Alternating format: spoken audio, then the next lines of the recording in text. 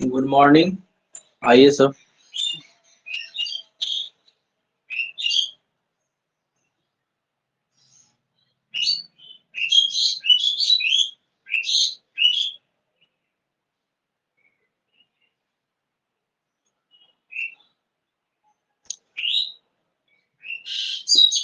Board clear आ रहा है ना सबको? Yes sir. आज हम लोग बायोलॉजी पढ़ेंगे। मार्कर को ठंडा मार दिया।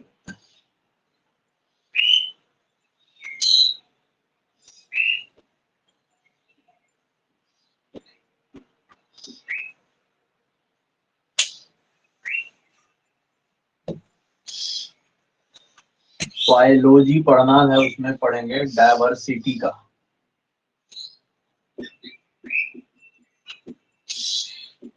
चौथा किंगडम पढ़ना है। एनिमल किंगडम पढ़ रहे थे हम लोग।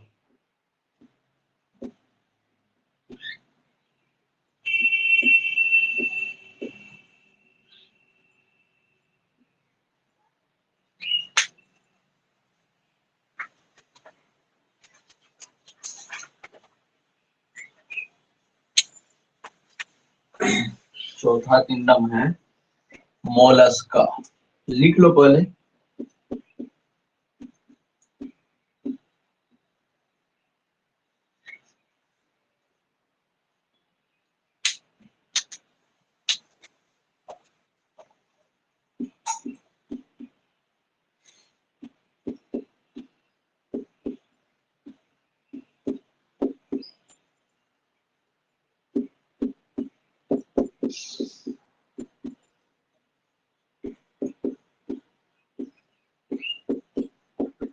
बायलैटरल सिमेट्री,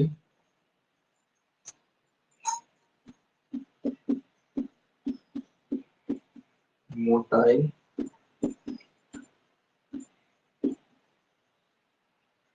मस्कुलर फुट और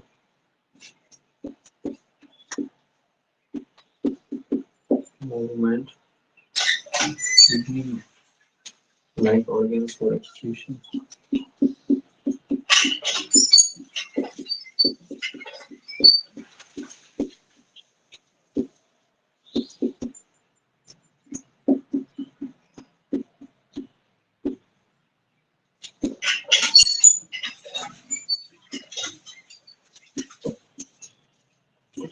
First, Pinda, Cheeto.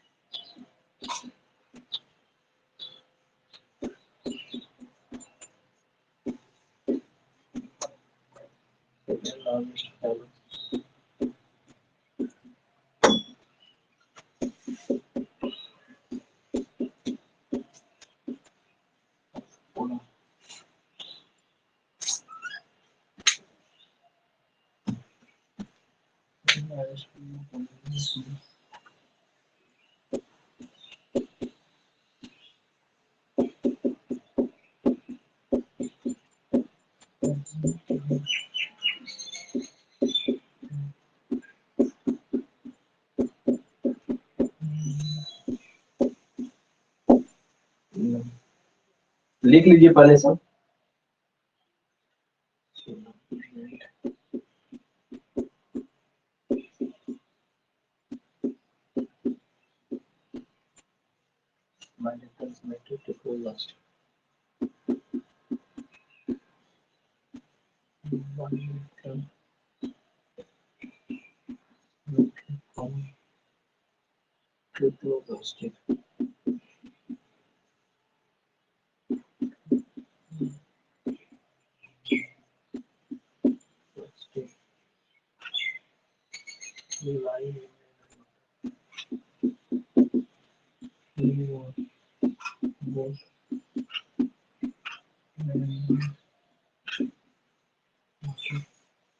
So amphibians of Animalia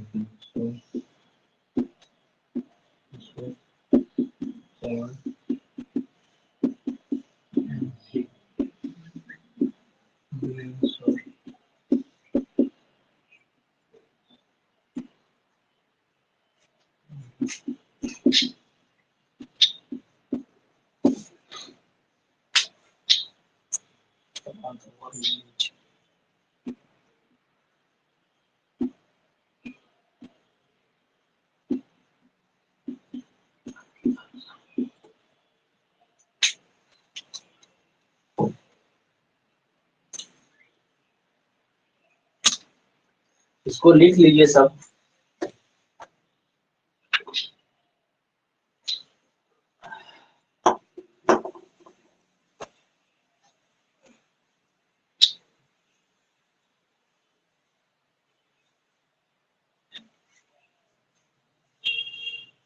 sir side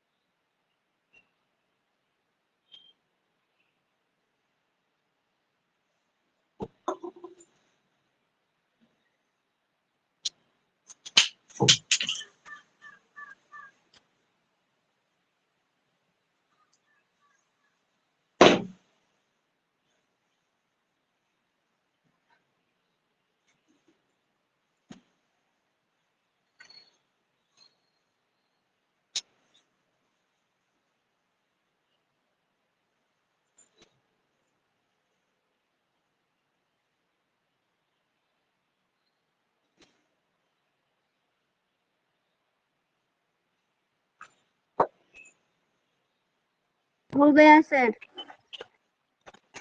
हो गया, अच्छा बात, हो गई।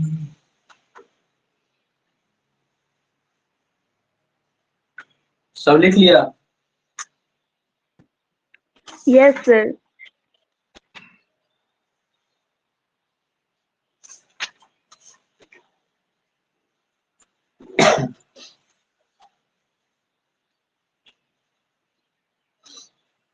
देखो यहाँ पे एनिमेलिया किंगडम का 3 किंगडम हम लोग पढ़े थे। एक तो पॉरीफेरा के बारे में पढ़े थे, और इचिनोडर्मेटा के बारे में। ये सेलेंट्रेटा, पॉरीफेरा के बाद क्या था दूसरा? सोलेंट्रेटा और प्लेटीहेलमिन्थेस, यही 3 पढ़े थे। अब देखो मोलस्का है, ठीक है, मोलस्का के बारे में पढ़ना है। तो मोलस्का जो होता है, ये इसमें स्वेलम जो होता है वो प्रेजेंट होता है, इसका बायलेटरल सिमेट्री होता है, और ये भी मोटाइल होता है। मोटाइल होता है इसका मतलब क्या है, इसमें मूव कर सकता है। मूव करने के लिए इसके पास मस्कुलर फुट होता है, मसल्स टाइप का फुट होता है मूव करने के लिए मोलस्का के पास। और इसके मोलस्का के बॉडी से जो तुम्हारा टॉक्सिक मटेरियल है उसको रिमूव करने के लिए, जिस तरह से ह्यूमन बींग्स में किडनी होता है, उसी तरह से मोलस्का में भी किडनी लाइक ऑर्गन होता है एक्सक्रीशन करने के लिए। मोलस्का का एग्जांपल ऑक्टोपस और चीटेन है, देख लेना इसका फिगर। तो मोलस्का के बारे में हम लोग यही समझना है कि मोलस्का में स्वेलम प्रेजेंट होगा, ठीक है, और मोलस्का के पास स्पेशल ऑर्गन होगा, किडनी लाइक ऑर्गन, जो एक्सक्रीशन में हेल्प करेगा। और मोलस्का के पास बायलेटरल सिमेट्री होगा, और इसको मूव करने के लिए मस्कुलर फुट टाइप का ऑर्गन होगा जो इसको मूवमेंट में हेल्प करेगा। ये है मोलस्का, चौथा किंगडम। अब 5वां किंगडम है एनिलिडा। ये याद रखना कि एनिलिडा जो है ना, एनिमेलिया किंगडम का largest, second largest kingdom Animalia kingdom का एनिलिडा है। तो बोलोगे सर फर्स्ट लार्जेस्ट किंगडम कौन है? तो फर्स्ट लार्जेस्ट किंगडम अभी इसके बाद पढ़ाएंगे, अर्थ्रोपोडा।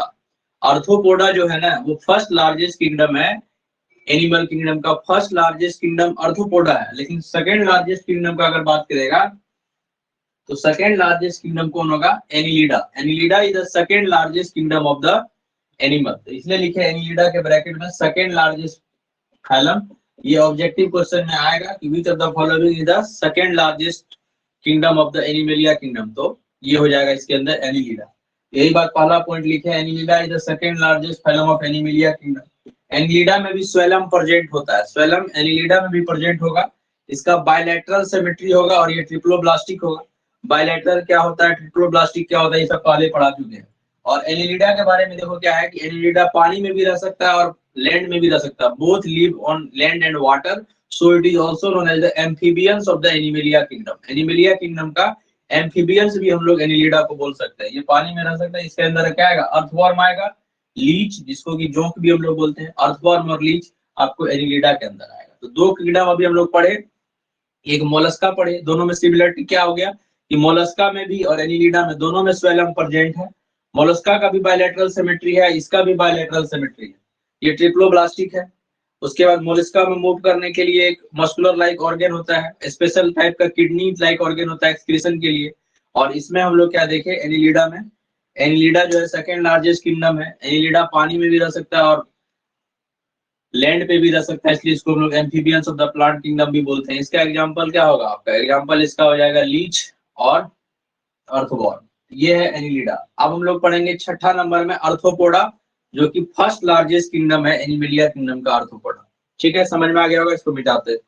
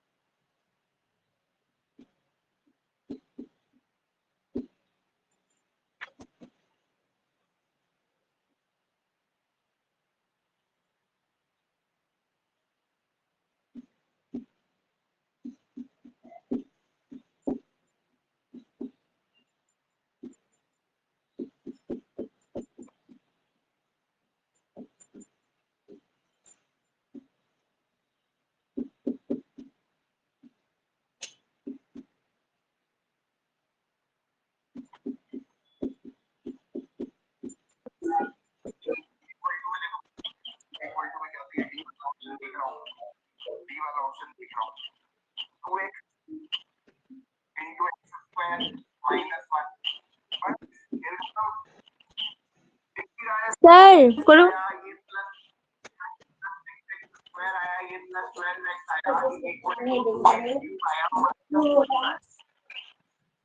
क्या बोल रहा है नेहा का? ऐसे माइक ऑन है।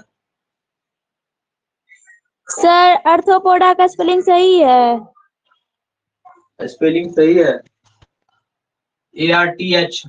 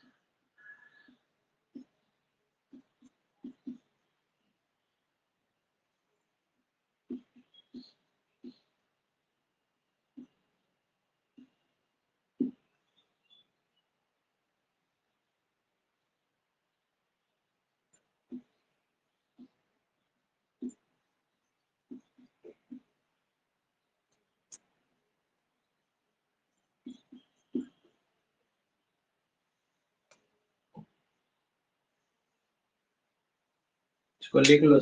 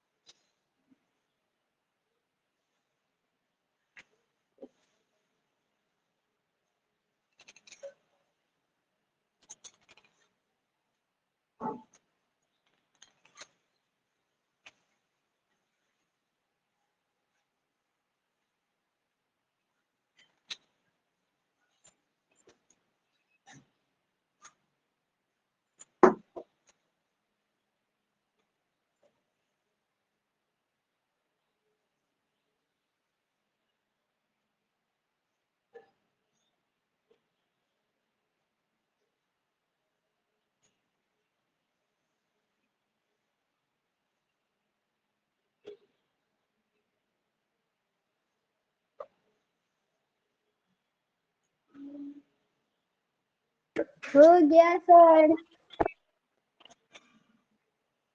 अच्छा,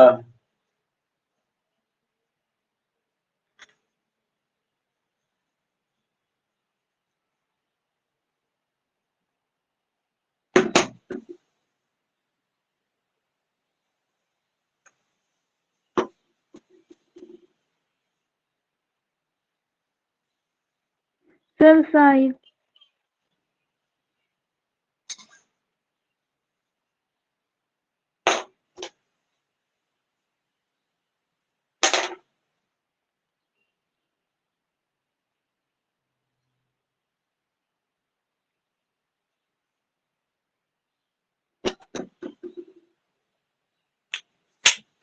हे,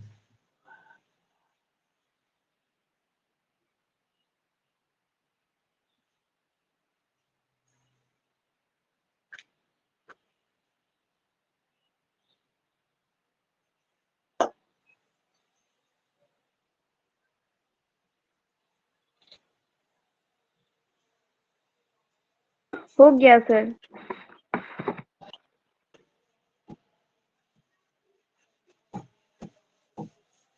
हो गया सर। हो गया तो रुको ना, है बता रहे हैं। मार्कर में इंक डाल रहे थे, इंक गिर गया थोड़ा।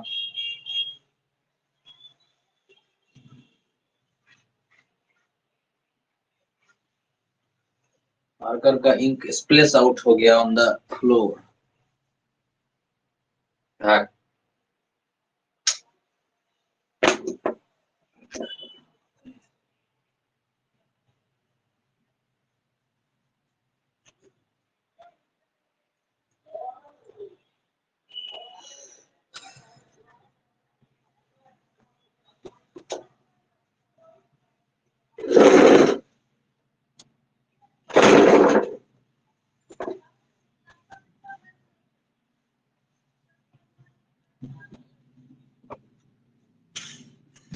देखो आर्थ्रोपोडा जो है ये फर्स्ट लार्जेस्ट किंगडम है। आर्थ्रोपोडा फर्स्ट लार्जेस्ट किंगडम है। सेकंड लार्जेस्ट किंगडम कौन था? एनिलिडा। तो आर्थ्रोपोडा फर्स्ट लार्जेस्ट किंगडम है। जनरली आर्थ्रोपोडा के अंदर कौन आएगा? इंसेक्ट्स। जो भी इंसेक्ट्स है वो आर्थ्रोपोडा के अंदर आएगा।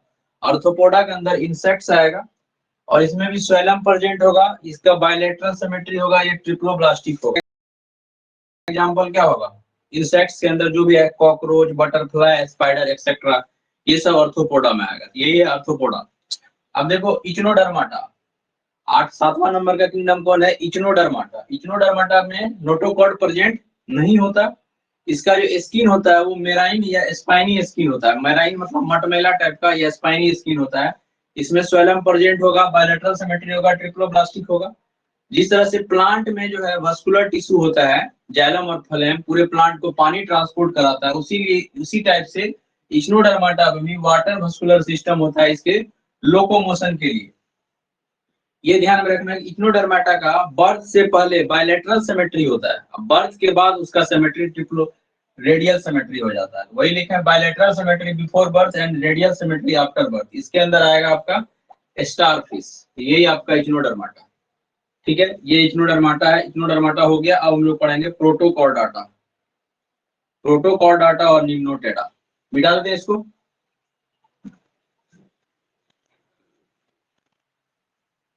Yes sir.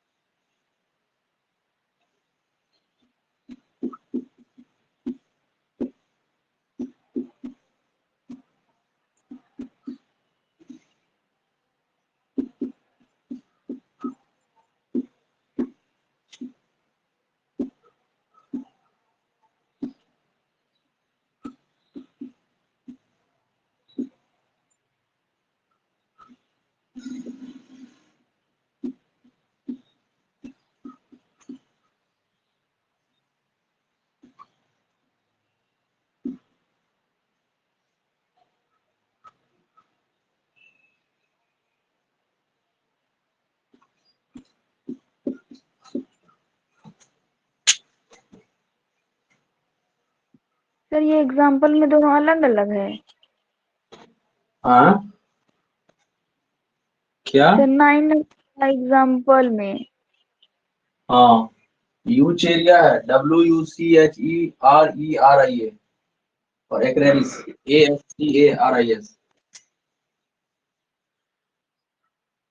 लिखो पहले इसको।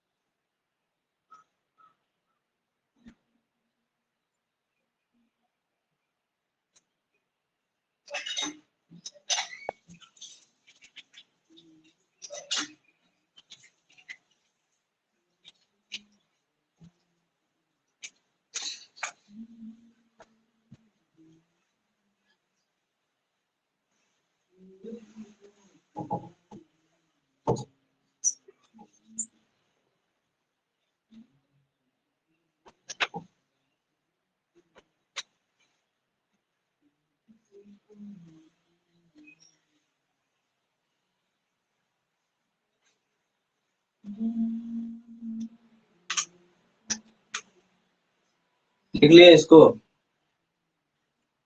Yes sir. देखो प्रोटोकॉर्ड डाटा जो है ये मेराइन एनिमल्स होगा, मतलब समुद्री एनिमल्स होगा, मेराइन एनिमल्स होगा। इसमें स्वेलम प्रेजेंट होगा, बायलैटरल सिमेट्री होगा, ट्रिप्लोब्लास्टिक होगा। और लाइफ के कुछ फेजेज में समुद्र में रहता है ना, इसीलिए समुद्र में मछली सब जो होता है उसके पास सांस लेने के लिए क्या होता है, गिल्स होता है। इसीलिए सम फेजेज ऑफ लाइफ में इसके पास भी गिल्स होता है। और इसके पास नोटोकॉर्ड प्रेजेंट होगा जो कि इसके मसल से अटैच होगा, जो इसको मूवमेंट करने में हेल्प करेगा। एम्फियोनक्स और क्लिडीमेनिया इसका एग्जांपल, इसका फोटो देख लेना बुक में, ठीक है। यही है प्रोटोकॉर्डाटा। अब आ जाओ न्यूमोटेडा। न्यूमोटेडा का भी क्या होता है, बायलैटरल सिमेट्री होगा, ये भी ट्रिप्लोब्लास्टिक होगा। इसका बॉडी सिलेंड्रिकल होता है, ना कि फ्लैट होता है। बॉडी कैसा होता है, सिलेंड्रिकल होता है। इसके पास टिश्यू तो प्रेजेंट होता है, लेकिन बॉडी में कोई रियल ऑर्गन नहीं होता है। और ये जस्ट फैमिलियर और पैरासाइटिक वॉर्म है, जो कि डिजीज पैदा करता है। ये पैरासाइटिक वॉर्म है, जो से बॉडी के होस्ट में रहता है उसको डिजीज पैदा करता है। और ये इसके अंदर एक्लेरिस और यूचेरिया आएगा, इसका एग्जांपल एक्लेरिस और यूचेरिया। यही आपका न्यूमोटेडा है। अब लास्ट 10वां किंगडम बनता है वर्टिब्रेटा। 10वां नंबर का किंगडम वर्टिब्रेटा बचता है। तो वर्टिब्रेटा 5 बार में 5 टाइप में फिर से क्लासिफाई है, उसको भी लिखेंगे, ठीक है। इसको मिटा दें। Yes sir. 10वां किंगडम वर्टिब्रेटा, और वर्टिब्रेटा 5 टाइप में फिर से बट गया।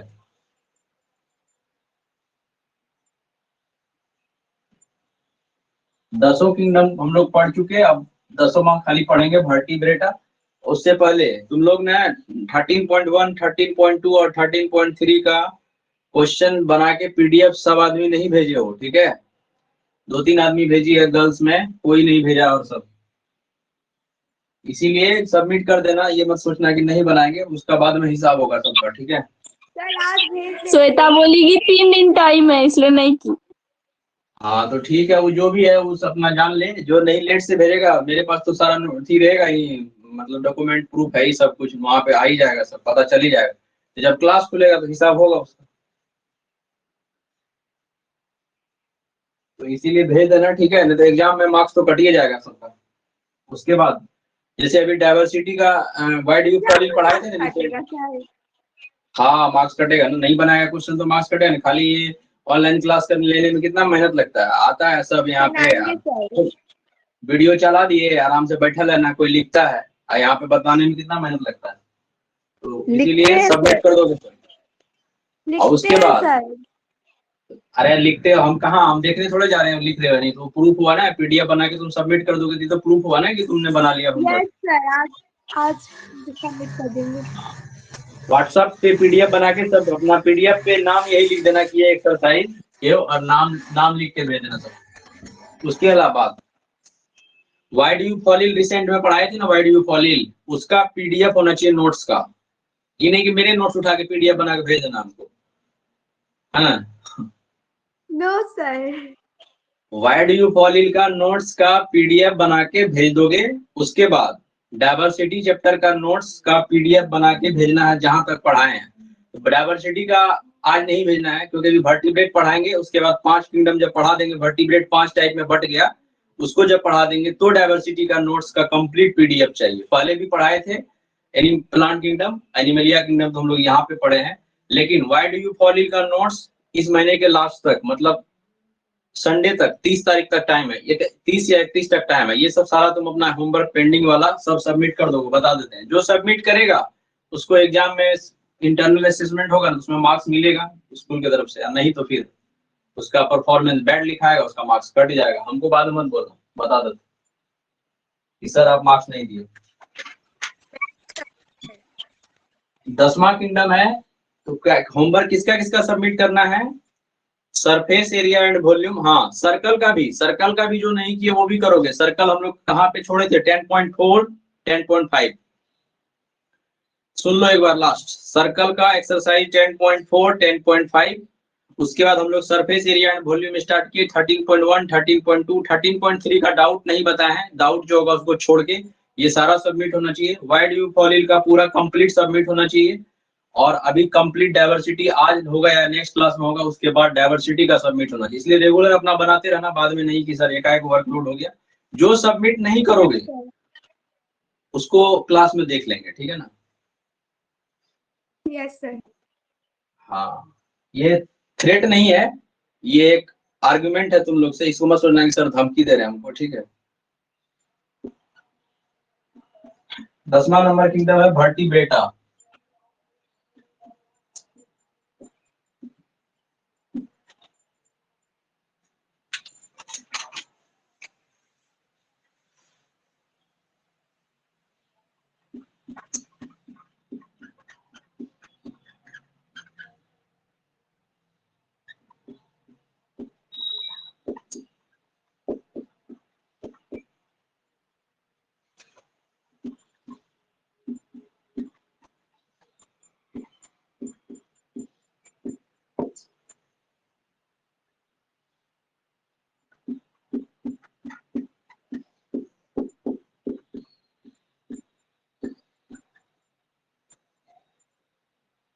सर इनटू के बाद क्या लिखे हैं? Converted into vertebral, VERTEBRAL, vertebral column.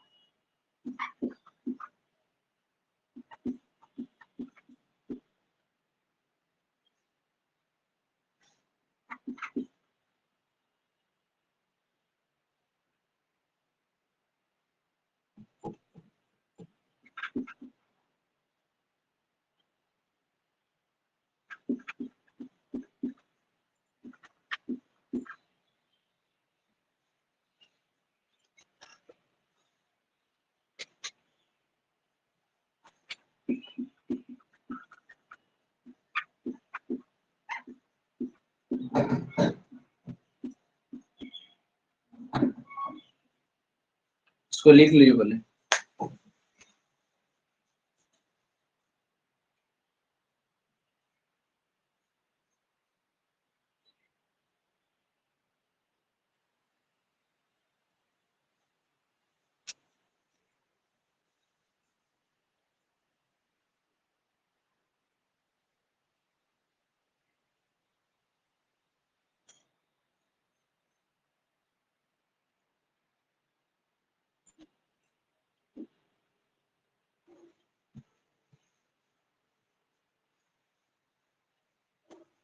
हो गया सर। हो गया। देखो हो गया सर। वर्टिब्रेट जो होगा, वर्टिब्रेट में नोटोकॉर्ड प्रेजेंट होता है और वही नोटोकॉर्ड जो होता है ये बैकबोन का हड्डी के रूप में मतलब वर्टिब्रेट कॉलम में चेंज हो जाता है।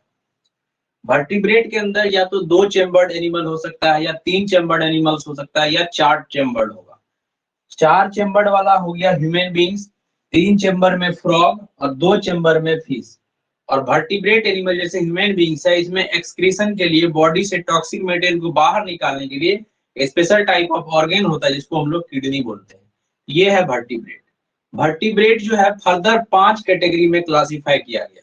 वर्टिब्रेट मतलब 10वां किंगडम जो था इसको 5 कैटेगरी में बांटे। इसमें हम लोग एक एक करके सबको पढ़ेंगे। पीसेस, पीसेस हो गया, मछली वगैरह इसमें आ जाएगा। एम्फीबिया, रेप्टाइला, एब्स, एब्स में बर्ड आ जाएगा और मेमिलिया। ये पांचों किंगडम को फिर से हम लोग पढ़ेंगे। ये 5 मतलब सब टाइप हो गया किसका, वर्टिब्रेट का। पहला क्या हो गया, पीसेस, एम्फीबिया, एब्स, मेमेलिया और रेप्टाइला। क्या हो गया, सबसे पहला पीसेस, ठीक है। उसके बाद पीसेस के बाद जो है आपका हो जाएगा एम्फीबिया, रेप्टाइला, मेमेलिया और एप्स। जो भी जैसे भी याद रखो, ये 10वां किंगडम 5 कैटेगरी में फिर से बांट गया। एनिमल किंगडम का 10 छोटा छोटा किंगडम था, उसमें 10वां किंगडम जो था वर्टिब्रेट वो 5 किंगडम में बट गया, पीसेस, एम्फीबिया, रेप्टाइला, मेमिलिया और एप्स। इसके बारे में सबके बारे में पढ़ेंगे, ये क्या क्या होता है। इससे पहले 2 टाइप का ऑर्गेनिज्म हमको पढ़ना पड़ेगा, एक वार्म ब्लडेड ऑर्गेनिज्म और एक कोल्ड ब्लडेड ऑर्गेनिज्म। एक वार्म ब्लडेड ऑर्गेनिज्म और एक कोल्ड ब्लडेड ऑर्गेनिज्म, ठीक है। वार्म ब्लडेड ऑर्गेनिज्म वैसा ऑर्गेनिज्म हुआ जो अपना बॉडी के टेम्परेचर को हमेशा कांस्टेंट करके रखे, अपने बॉडी को टेम्परेचर को कांस्टेंट करके रखे, सेम बॉडी टेम्परेचर को वो इरिस्पेक्टिवली सराउंडिंग के मेंटेन कर ले, इधर उधर कर ले, तो वही हुआ वार्म ब्लडेड ऑर्गेनिज्म, ठीक है। और मतलब उसका फिक्स, जैसे ह्यूमन का बॉडी का नॉर्मल टेम्परेचर क्या होता है, ह्यूमन बॉडी का नॉर्मल टेम्परेचर 37 होता है, अप्रोक्सीमेटली 37 डिग्री, ठीक है, या 98 पॉइंट समथिंग फ़ारेनहाइट होता है। तो वही है वार्म ब्लडेड ऑर्गेनिज्म जो अपना बॉडी टेम्परेचर को चेंज नहीं करे। और दूसरा होता है कोल्ड ब्लडेड ऑर्गेनिज्म।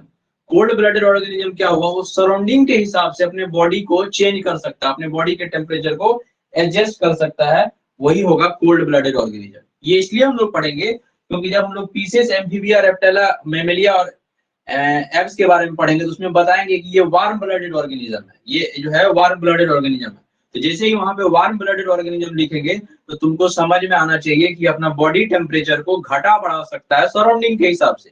लिखेंगे कि ये मतलब घटा बढ़ा देगा तो वो कोल्ड ब्लडेड होगा, अगर अपना बॉडी टेम्परेचर को फिक्स रखेगा तो वो वार्म ब्लडेड ऑर्गेनिज्म होगा। तो हम लोग ये दोनों को अभी लिख लेते हैं, वार्म ब्लडेड ऑर्गेनिज्म क्या होगा, कोल्ड ब्लडेड ऑर्गेनिज्म क्या होगा। उसके बाद हम लोग 1 नंबर में पीसेस, फिर एम्फीबिया, फिर रेप्टाइला, फिर मेमिलिया और एप्स को पढ़ेंगे। तो पहले 2 ऑर्गेनिज्म, 2 टाइप का ऑर्गेनिज्म लिख लेते हैं, एक वार्म ब्लडेड और एक कोल्ड ब्लडेड। तो हेडिंग डालो warm blooded and cold blooded, इसको मिटा देते हैं।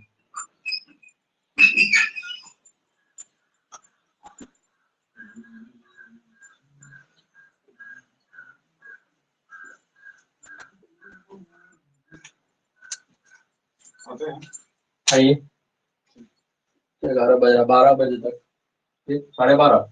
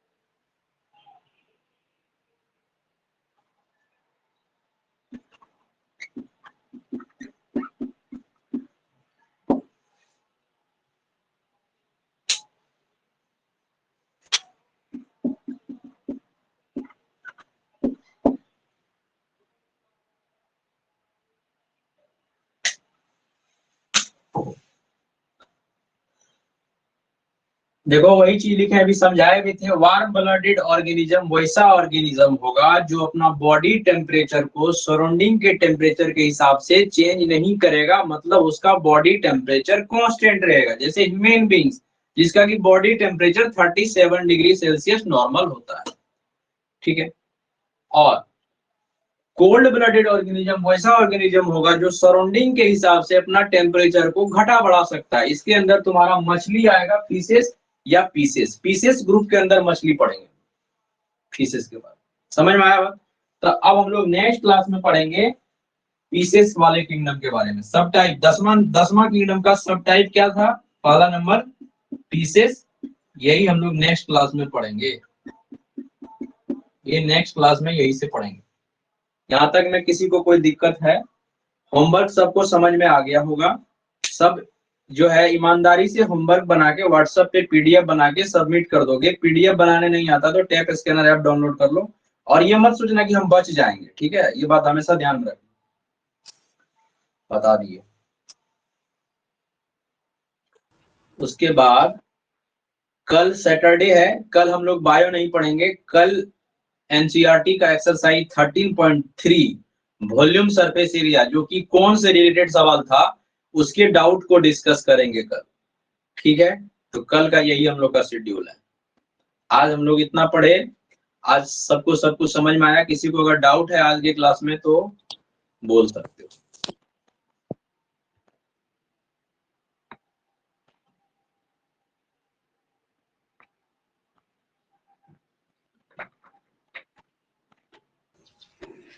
नहीं है सर। हाँ सर लैपटॉप से सर पिक नहीं लिया जाएगा मेरा। तो मोबाइल है ना, वर्षा के पास मोबाइल होगा? नहीं, बरसात भी नहीं लिए मोबाइल। तो तुम्हारे दीदी के पास तो मोबाइल है, किसी के पास व्हाट्सएप तो चलाती है। हाँ, उसका मोबाइल सर स्टोरेज फुल है टोटल। अरे ये वो पीडीएफ जानता है कितना एमबी का होता है? कि वो पीडीएफ बनाओगे मुश्किल से 4-5-10 एमबी का होगा। सर फोटो खींचेंगे ना सर, पेज बहुत हैं लिखे हैं जो। मेरे घर आ जाना। फोटो खींचोगे ना, अनुराग आ जाना।